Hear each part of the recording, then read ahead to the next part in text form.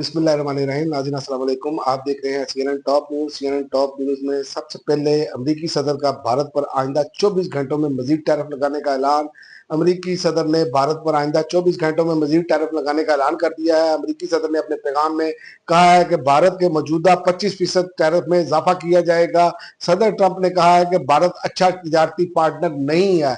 भारत रूस से तेल की खरीदारी जारी रखे हुए है। इस तरह वो यूक्रेन में जंगी मशीन को ईंधन फराहम कर रहा है। और दूसरी बड़ी खबर, इलेक्शन कमीशन ने शिबली फराज और उमर अयूब समेत 9 अरकान पार्लियामेंट को नाअहल करार दे दिया। इलेक्शन कमीशन ऑफ पाकिस्तान ने पीटीआई के रहनुमाओं शिबली फराज, एमएनए उमर अयूब समेत 9 अरकान पार्लियामेंट को नाअहल करार दे दिया। इलेक्शन कमीशन ने 9 अरकान असम्बली और 1 सेनेटर्स को नाअहल करार दिया। इलेक्शन कमीशन के 9 मई की मुकदमात में सजा होने पर इन अरकान को डी नोटिफाई किया। नाअहल होने वालों में 5 अरकान कौमी असम्बली, 1 सेनेटर और 3 अरकान पंजाब असम्बली शामिल है। और दूसरा, शेख वकास अकरम की नशिस्त भी खतरे में पड़ गई है। वहां से मुसलसल गैर हाजिरी पर शेख वकास अकरम की नशिस्त खतरे में पड़ गई है। कौमी असम्बली में मुसलसल गैर हाजिरी पर स्पीकर रियाज सादिक ने बगैर छुट्टी की दरखास्त दी है। गैर हाजिरी पर शेख वकास अकरम को वार्निंग दी और रुकनीत खत्म करने का इशारा दिया। और अली अमीन गंडापुर को जो है काफिले को रोक लिया गया और कारकुनों के अपने ही मुतालबात। पिशावर पीटीआई कारकुनों ने वज़ीर आला का काफिला रोक लिया, डी चौक जाने के नारे।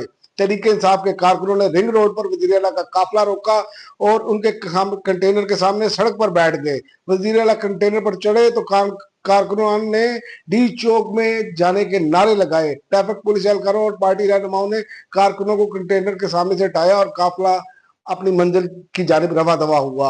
और वफाकी हुकूमत ने अपोजिशन को 26वीं तरमीम पर मुज़ाकरात की दावत दे दी।